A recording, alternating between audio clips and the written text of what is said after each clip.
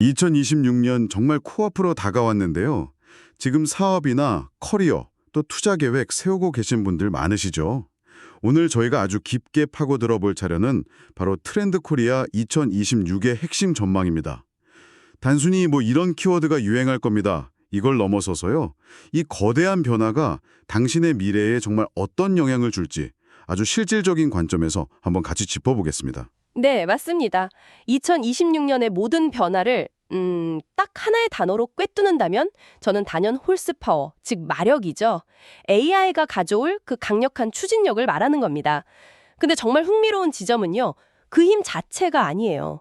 그 힘 때문에 생기는 일종의 반작용입니다. 마치 신화 속 켄타우로스처럼요. 우리한테 AI라는 엄청나게 강력한 말의 하체가 생겼는데 정작 방향을 정하고 지혜를 발휘할 인간의 상체가 없으면 그냥 폭주해버릴 뿐이거든요. 켄타우로스 비유가 정말 확 와닿네요. 네, 오늘 이야기는 결국 이 켄타우로스의 균형을 우리가 어떻게 찾아 나갈 것인가 바로 그에 대한 탐구가 될 겁니다. 가장 먼저 피부에 와닿는 변화는 역시 일의 영역이겠죠. AI 시대에 도대체 어떤 사람이 살아남는가? 이런 근본적인 질문이요. 자료에서 제시하는 첫 번째 답이 휴먼 인 더 룹, 그러니까 인간 개입이더라고요. AI가 아무리 똑똑해도 인간은 여전히 그 중심에 있어야 한다, 이런 뜻이죠. 네, 중심에 있어야만 합니다. 이게 그냥 뭐랄까 선언적인 구호가 아니라는 걸 보여주는 아주 재미난 일화가 있어요.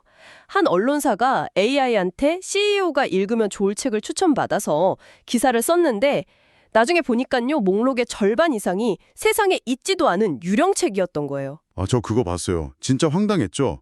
사람의 딱 한 번만이라도 그 목록을 훑어봤으면 바로 막을 수 있었던 실수잖아요. 바로 그겁니다. AI가 너무 그럴듯하게 꾸며내니까 그냥 그대로 속아 넘어간 거군요. 네, 그렇죠.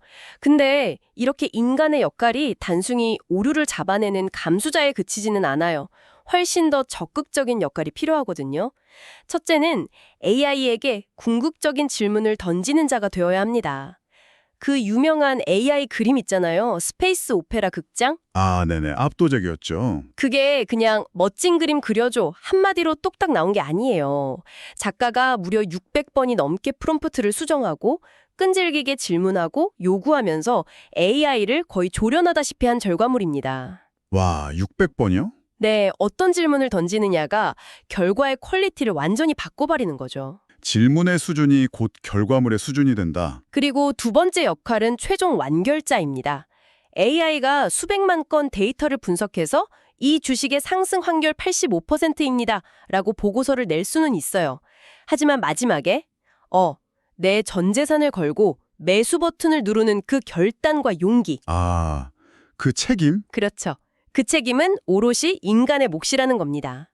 들어보니까 AI가 그냥 도구가 아니라 일종의 증폭기 같네요. 유능한 사람한테는 엄청난 날개가 되지만 반대로 AI가 주는 답을 그냥 비판 없이 받아들이는 사람에게는 오히려 독이 될 수도 있겠다, 이런 생각이 드는데요. 정확한 지적이십니다. 하버드대 연구에서도 비슷한 결과가 나왔어요. 유능한 직원은 AI 덕분에 효율이 막 43%나 올랐는데 역량이 부족한 직원은 오히려 실력이 퇴보하는 현상이 나타났다고 하더라고요. 헉, 퇴보요? 네, 그게 바로 능력의 양극화 현상이죠. 그리고 이런 개인 역량의 변화가 이제는 조직의 모습 자체를 뿌리부터 흔들고 있습니다. 바로 AX 조직, 즉 AI 전환 조직으로의 변화입니다. AX 조직? 네, 단순히 몇몇 부서가 AI 툴 좀 쓰는 수준이 아니라 조직의 체질 자체가 AI에 맞게 완전히 변해야 한다는 거죠. 자료에 나온 한 팀장님 이야기가 정말 인상 깊었어요. 챗 GPT를 처음 써보고 너무 충격을 받아서 12월 숙련의 약속을 다 취소하고 한 달 내내 도서관에서 그리스 철학 책만 읽으셨다고. 이게 참 역설적이잖아요. 최첨단 기술의 등장이 인간 본질에 대한 가장 근원적인 고민을 불러일으킨 거니까요. 바로 그 지점이 AX 조직으로의 변화를 이해하는 핵심입니다. 핵심 키워드는 유연성과 경계의 붕괴예요. 예를 들면 이제 마케터가 AI 도움으로 간단한 코드를 짜고요. 개발자가 AI로 시장 반응 시뮬레이션을 돌려요. 예전처럼 나는 기획, 너는 개발 이렇게 딱 나누던 칸막이가 완전히 무너지는 거군요. 맞습니다. 조직도 울트라 플랫해져요. 임원들이 그냥 지시만 내리는 게 아니라 자기 옆에 AI를 딱 비서처럼 두고 직접 데이터를 분석하고 보고서를 쓰는 거죠. 그러니 중간 관리자의 역할은 애매해지고 조직은 극단적으로 수평화되는 겁니다. 인재를 뽑는 방식도 바뀐다고요? 네, 공채보다는 핵심 인재 한두 명을 콕 집어서 데려오는 탤런트 어퀴지션이 훨씬 더 중요해지고요. 이야, 듣기만 해도 정말 엄청난 격변이네요. 그럼 이런 시대에 우리는 뭘 준비해야 할까요? 정말 당장 내일부터라도요? 두 가지 태세가 필요하다고 봅니다. 첫 번째는 레디 코어. 레디 코어요? 네, 항상 준비된 상태를 삶의 기본값으로 설정하는 겁니다. 다음 커리어를 위해서 미리 자격증을 공부해 두는 것처럼요. 요즘 젊은 세대는 결혼 계획도 엑셀표로 만들어서 예비장인 장모님께 브리핑한다고 하잖아요. 하하, 정말요? 네, 인생의 모든 단계에 대해서 예행 연습을 하는 거죠. 잠깐만요. 전문가님. 근데 그 레디 코어라는 삶의 방식, 생각만 해도 좀 피곤한데요? 항상 미래를 대비하고 계획해야 한다는 강박 때문에 오히려 현재를 즐기지 못하고 번아웃이 오기 딱 좋은 라이프 스타일 아닐까요? 아, 정말 날카로운 지적이세요. 분명 그런 위험이 있습니다. 하지만 여기서 말하는 준비는 어떤 불안에 기반한 대비라기보다는 변화의 파도를 탈 준비 운동에 더 가깝습니다. 언제든 새로운 걸 배울 수 있는 유연한 근육을 키워두는 거죠. 이게 두 번째 태세인 지속적인 학습 태세와 바로 연결됩니다. 아, 학습태세? 네, 새로운 걸 배우고, learn. 과거의 성공 방식은 과감하게 버리고, unlearn. 그 자리에 다시 새로운 걸 채우는 relearn. 이 3단계의 순환을 자연스럽게 받아들여야 합니다. AI 시대의 가장 큰 적은 모르는 것이 아니라 과거에 내가 알던 것에만 머무르려는 그 타성이거든요. 와, 정말 흥미로운 지점이네요. 우리의 일터는 AI를 통해서 점점 더 논리적이고 효율적으로 변해가는데 자료를 보니까 시장, 즉 소비자의 마음은 정반대 방향으로 흐르고 있더라고요. 마치 시계추가 한쪽으로 끝까지 갔다가 반대쪽으로 아주 강하게 튕겨 나가는 것처럼요. 사업을 구상 중이시라면 이 거대한 역방향의 흐름을 반드시 아셔야겠습니다. 네, 그 흐름의 첫 번째가 바로 필코노미, 즉 기분 경제입니다. SNS에서 유행했던 기분이 우울해서 빵을 샀어 라는 문장의 모든 걸 설명해 주죠. 아, 그 문장이요? 네, 이제 소비는 필요를 채우기 위해서가 아니라 기분을 전환하기 위해 일어난다는 겁니다.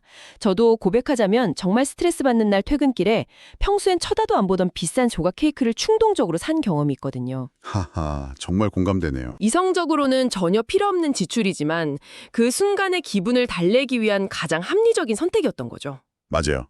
이걸 사업에 적용한다면 단순히 매운 떡볶이가 아니라 오늘 하루 스트레스 다 날려버리는 화끈 떡볶이처럼 감성적인 이름을 붙이거나 배달앱에서 비 오는 날이나 짜증날 때 같은 감정 키워드로 메뉴를 검색하게 만드는 기능을 생각해 볼 수 있겠군요. 아, 훌륭한 예시입니다. 고객의 기분에 맞춰서 차를 추천해주는 아도티하우스 같은 공간이 인기를 끄는 것도 다 같은 맥락이고요. 이렇게 감정을 쫓는 동시에 소비자들은 또 한편으로는 지독할 정도로 진짜를 갈망합니다. 바로 근본이즘 트렌드예요.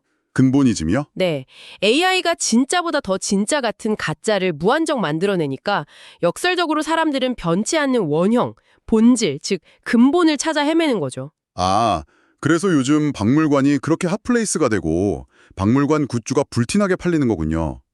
LG전자가 최신 기술을 넣는 대신에 아예 1950년대 금성사 시절 모습 그대로 복각한 라디오가 엄청난 인기를 끈 것도 같은 현상으로 볼 수 있겠네요. 맞습니다. 심지어 요즘 젊은 세대는 일부러 화질이 구린 옛날 디지털 카메라나 캠코더를 찾아다녀요.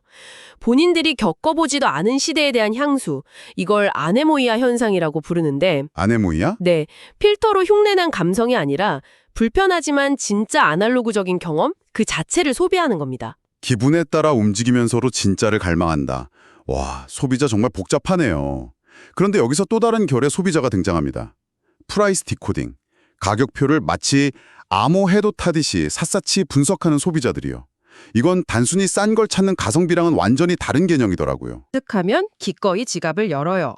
예를 들어 그냥 당근 케이크 8,000원이라고 하면 좀 비싸게 느껴지죠. 그렇죠. 하지만 여기에 프랑스산 유기농 버터와 제주에서 갓 수확한 햇당근으로 평생 당근은 입에도 안 대던 제 5살 딸 하윤이를 먹이려고 만든 레시피입니다.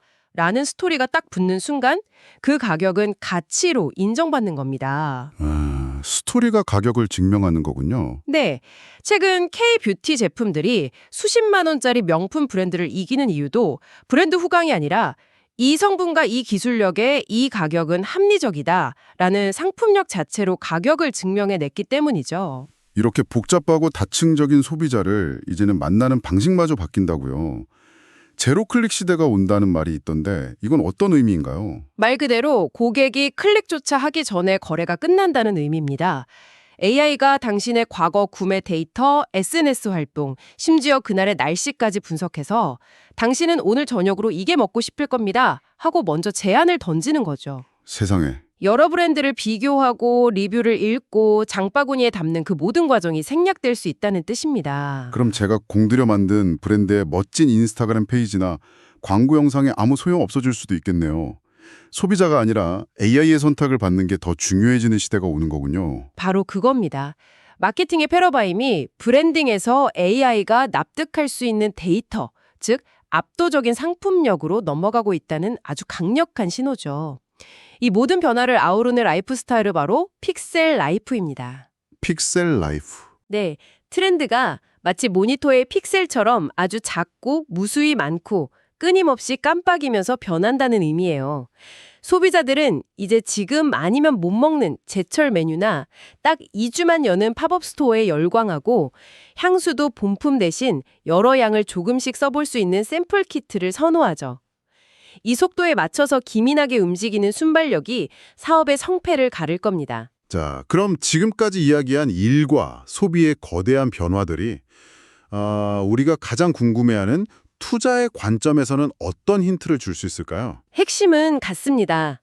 AI 덕분에 이제 개인 투자자도 과거의 기관 투자자들처럼 아주 깊이 있는 데이터 분석을 할 수 있게 됐죠.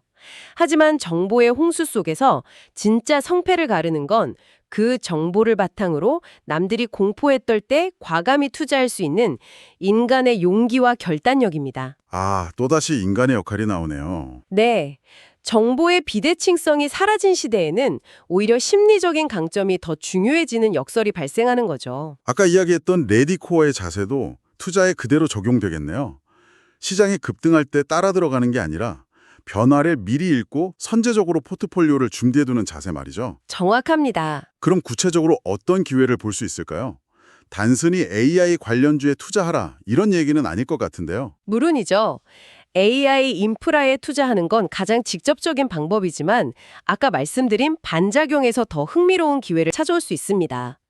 예를 들어 모두가 AI를 외칠 때 오히려 변치 않는 근본이즘을 가진 브랜드, 즉 강력한 헤리티지와 압도적인 품질을 가진 기업들의 가치가 재평가될 수 있습니다. 아, 소비자들이 프라이스 디코딩을 통해 결국 인정할 수밖에 없는 기업들이요. 맞습니다. 또 필코노미 트렌드에 맞춰서 사람들의 정신적 만족감이나 웰빙, 특별한 경험을 제공하는 서비스 분야도 유망하게 볼 수 있고요.